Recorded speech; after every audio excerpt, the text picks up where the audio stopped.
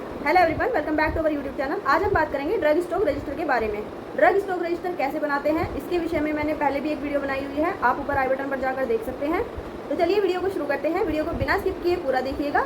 तो ये दोनों ड्रग स्टॉक रजिस्टर है मेरे पास। ये पिछले साल का है जो मैंने पिछले साल बनाया था, और ये इस ईयर का है। और आपके पास अगर इस तरह के स्टॉक रजिस्टर नहीं है, ड्रग स्टॉक रजिस्टर नहीं है, तो आप मार्केट से खरीद सकते हैं, और मार्केट से खरीदने पर आपको प्रिंटेड रजिस्टर मिल जाएगा। तो ये पुराने वाला रजिस्टर मैं अभी आपको दिखाऊंगी, इससे आपको अच्छे से समझ में आ जाएगा कि कैसे आपको ड्रग स्टॉक रजिस्टर बनाना है।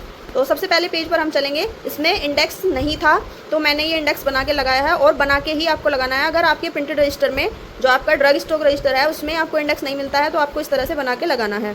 और इसमें दो हेडिंग आपको डालनी है, अकाउंट हेड और फोलियो। अकाउंट हेड में आपको मेडिसिन का नाम लिखना होता है, और फोलियो में आपको पेज नंबर डालना होता है, और आपको ये अल्फ़ाबेटिकल लिखना होता है। जैसे इसमें मैंने ए बी लिखा हुआ है तो इसमें ए की मेडिसिन सारी इधर आएंगी, और बी अल्फ़ाबेट से सारी मेडिसिन इधर आएंगी। यहाँ पर सी डी लिखा हुआ है तो यहाँ पर सी अल्फ़ाबेट से सारी मेडिसिन इधर आएंगी, और डी वाली सारी मेडिसिन इधर आएंगी। तो इसी तरह से आपको इंडेक्स बनाना है।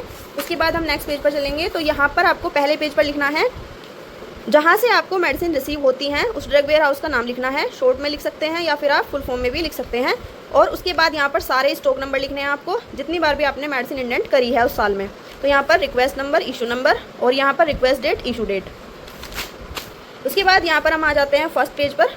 मेरा पुराना ड्रग स्टॉक रजिस्टर है, उसको दिखाने का मेरा सिर्फ इतना सा मकसद है कि आपको अच्छे से समझ में आ जाए कि आपको कब कब मेडिसिन को ड्रग स्टॉक रजिस्टर में लिखना है और कब आपको कंज्यूम करना होता है। तो मेरा जो पहला स्टॉक आया था 25/5/23 में आया था, और यहाँ पर ओपनिंग स्टॉक मेरा पिछले साल का जो 2022 का ओपनिंग स्टॉक है मेरा 265 था। उसके बाद यहाँ पर रिसीव्ड क्वान्टिटी में आपको 0 लिखना है, क्योंकि अगर आपको 25/5 में दवाइयाँ मिली है तो आपको यहाँ पर रिसीव्ड क्वान्टिटी डालनी है, और अगर आपको पिछले साल का स्टॉक आपको नए रजिस्टर में उतारना है तो यहाँ पर आप ओपनिंग स्टॉक में सारा बैलेंस लिख देंगे। उसके बाद यहाँ पर जितनी आपके पास मेडिसिन उपलब्ध है उन मेडिसिन का बैच नंबर क्या है वो यहाँ पर डालना है। उसके बाद यहाँ पर MFG डेट डालनी है। उसके बाद यहाँ पर एक्सपायरी डेट डालनी है। यहाँ पर मैन्युफैक्चरिंग डेट और यहाँ पर एक्सपायरी डेट जरूर डालनी है। उसके बाद नेम ऑफ द सप्लायर, आपको ये स्टॉक आपको कहाँ से रिसीव हुआ है। जैसे आपका जो ड्रग वेयर हाउस है, आपके ज़िले का ड्रग वेयर हाउस होगा, उसका आपको नाम यहाँ पर नाम डालना है। उसके बाद इशू क्वांटिटी, आपने कितना इशू किया है, तो 25/5 में तो आप पूरे दिन में। उसके बाद यहाँ पर इशू क्वांटिटी, आपने पूरे मंथ में कितना इशू किया है वो यहाँ पर डालना होता है। लेकिन हमने यहाँ पर 25/5/23 में जो इंडेंट पिछले रजिस्टर में से उतारा है तो आप यहाँ पर इसको 0 छोड़ देंगे। उसके बाद यहाँ पर name of the receiver, name of the receiver में आपको अपना नाम डालना है। उसके बाद यहाँ पर क्लोजिंग स्टॉक में यही सेम बैलेंस आएगा जो आपने ओपनिंग स्टॉक में लिखा हुआ है। उसके बाद आपको क्या करना है, 25/5/23 आपको यहाँ पर फिर से डालना है, क्योंकि आपने जो इशू क्वांटिटी है यहाँ पर 0 दिखाई है, तो अब आपको इशू दिखाना है तो उसके लिए आपको यहाँ पर 25/5/23 फिर से डालना होगा। और जो आपने यहाँ पर क्लोजिंग स्टॉक दिखाया है उसको यहाँ पर आपको ओपनिंग स्टॉक में फिर से लिखना है। और यहाँ पर रिसीव्ड क्वांटिटी में आप जब तक 0 लिखते जाएंगे जब तक आपके पास नया इंडेंट नहीं आ जाता है। जब आपके पास नया इंडेंट आएगा, जब आपके पास नया इंडेंट आएगा तब आपको यहाँ पर रिसीव्ड क्वान्टिटी में इंडेंट उतारना है। जैसे यहाँ पर मुझे 15/12/23 में मिला था, तो यहाँ पर ओपनिंग स्टॉक तो मेरे पास 0 बचा था, और यहाँ पर रिसीव्ड क्वांटिटी मुझे 100 मिली थी।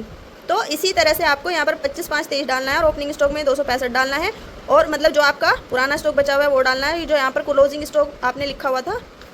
उसके बाद यहाँ पर बैच नंबर सेम करना है, MFG सेम करना है, एक्सपायरी डेट सेम करना है, और name of the supplier same करना है। उसके बाद यहाँ पर इशू दिखाना है आपको।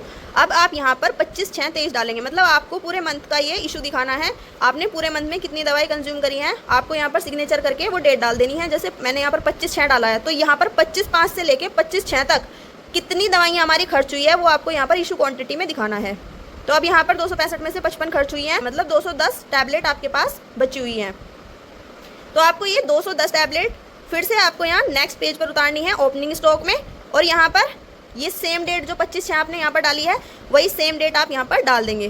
तो अब आपको इतना तो समझ में आ गया होगा कि पूरे महीने का स्टॉक आपको कैसे कंज्यूम दिखाना है। जैसे 25/5/23 में आपके ओपनिंग स्टॉक 265 था, और 25/6/23 में आपने 55 गोलियाँ इशू कर दी पेशेंट्स को, तो आपके पास बची 210 गोलियाँ। अब 210 गोलियों को आपको 25/6 डेट डालकर यहाँ पर ओपनिंग स्टॉक में दिखाना है। उसके बाद ये सारी चीज़ें सेम करते जाना है, और नेक्स्ट मंथ की इशू जैसे 25 जुलाई तक आपने 25/6 से 25 जुलाई तक आपने 60 गोलियां कंज्यूम करी हैं, 60 गोलियां आपने इशू करी है पेशेंट को, तो अब आपके पास बची 150 गोली।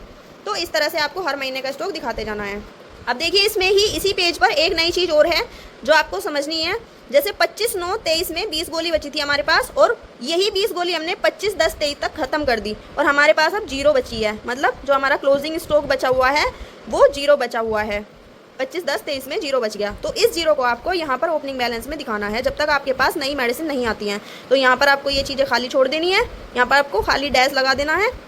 उसके बाद यहाँ पर 00 लिखते जाना है और साइन करके इतने तक 25/11 तक आपके पास कोई मेडिसिन नहीं थी, और यहाँ पर 25/11 डाल के आपको पता चल गया कि आपको 15/12 तक मेडिसिन मिलने वाली है, 15 तारीख को मेडिसिन मिलने वाली है। तो आप यहाँ पर क्लोजिंग स्टॉक ये 15/12/23 दिखाएंगे। 15/22/23 दिखाने के बाद यहाँ पर आपको 0 दिखाना है। उसके बाद यहाँ पर आपको फिर से 15/12/23 डालनी है, क्योंकि आपको पता है कि 15/12/23 में आपको स्टॉक मिला है। तो ओपनिंग बैलेंस हमारे पास कितना था, 0। और अब अभी आपको कितनी मेडिसिन मिली, 100 टैबलेट मिली, और जो 100 टैबलेट मिली उनका बैच नंबर ये है। यहाँ पर बैच नंबर चेंज हो जाएगा, क्योंकि जो टैबलेट आपको मिली है उस पर से देख के आपको बैच नंबर लिखना है, और यहाँ पर उसकी मैन्युफैक्चरिंग डेट लिखनी है, और यहाँ पर एक्सपायरी डेट लिखनी है, और फिर से आपको ड्रग वेयर हाउस का नाम लिखना है जहाँ से आपको मेडिसिन रिसीव हुई है। और फिर यहाँ पर आपने कितनी क्वांटिटी घटाई है, 25। अब इस स्टॉक को आपको 15/12 से 25/12 तक ही लेके जाना है। मतलब आप जिस डेट में घटाते जाते हो उससे आपको ईजी रहेगा कि पूरे महीने की मेडिसिन आप एक बार में ही घटा सकते हो। तो अब ये 15/12 से लेके 25/12 तक आपको स्टॉक घटाना है। तो आपकी 5 टैबलेट खर्च हुई हैं, यहाँ पर 95 बच गई आपके पास। फिर आपको यहाँ 25/12 से लेके फिर 25/1 तक आपको घटाना है। मेरा कहने का मतलब ये है कि आपको जैसे बीच में भी मेडिसिन मिलती है महीने के, तो भी इस स्टॉक को यहाँ से और यहाँ से जोड़ के आपको पूरे महीने का कंज्यूम करना है। मतलब आपको अपने स्टॉक को मंथली कंज्यूम करना है। अब देखिए यहाँ पर 15/12 डाली आपने बीच में, फिर यहाँ पर 25/12 डाली, फिर 25/12 यहाँ पे डाली, और फिर से 25/1 यहाँ पर डाली। तो मतलब आपका फिर से मंथली चलना शुरू हो गया। तो बीच में जब भी आपको स्टॉक मिलता है तो थोड़ा सा यहाँ पे गड़बड़ हो जाता है कि आपने पहले 25 से 25 घटाया, लेकिन यहाँ पे बीच में 15 आ गया, और 15 को फिर 10 दिन की घटा के मेडिसिन आप इसको फिर से महीने वाइज ला सकते हो। अब हम नए स्टॉक पे चलेंगे कि नए स्टॉक रजिस्टर में क्या होता है। अब ये तो हो गया पुराना स्टॉक रजिस्टर। नए स्टॉक रजिस्टर में आपको कैसे फिल करनी है मेडिसिन। जैसे आपका स्टॉक रजिस्टर सेम है जैसे पहले आपको मिला हुआ था, यहाँ पर टैबलेट एम्लोडिपिन आ गई। अब ये आपको 31/3 तक हमने इस वाले रजिस्टर में सारा स्टॉक घटा दिया था। देखिए 31/3 तक पुराने रजिस्टर में हमने सारा स्टॉक घटा दिया था। अब इसको 31/3 को आपको यहाँ पे डेट डालनी है ओपनिंग स्टॉक में।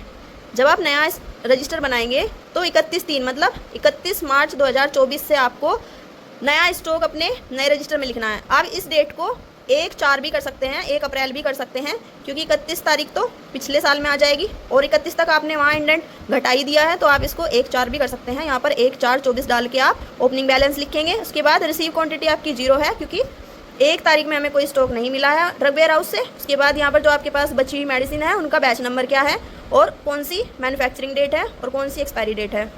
उसके बाद ड्रग वेयर हाउस का नाम लिखना है, और इशू क्वांटिटी आपने इतनी दिखानी है। 1 महीने में जितनी आपकी मेडिसिन खर्च हुई है वो आपको इशू क्वांटिटी में दिखाना है। नेम ऑफ द रिसीवर लिखना है, और यहाँ पर 30/4/24 की डेट डाल देनी है। मतलब 1/4/24 से लेके 30/4/24 तक के बीच में आपकी 30 गोलियां खत्म हुई हैं, तो आपके पास क्लोजिंग स्टॉक 0 बचा, क्योंकि हमारे पास यहाँ 30 ही गोलियां बची थी, तो यहाँ पर क्लोजिंग स्टॉक में 0 आएगा।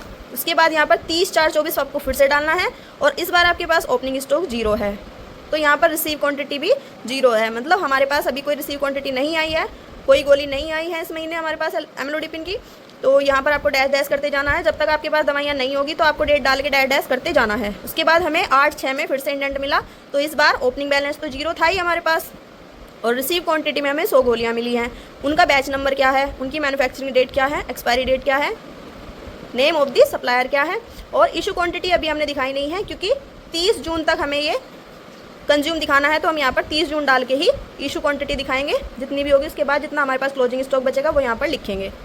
तो आई होप ये वीडियो आपको समझ में आई होगी। अगर वीडियो अच्छी लगी हो तो प्लीज़ वीडियो को लाइक करें, चैनल को सब्सक्राइब करें और बेल आइकन को जरूर प्रेस कर दें, ताकि न्यू वीडियो का नोटिफिकेशन आपको सबसे पहले मिल सके। Thank you.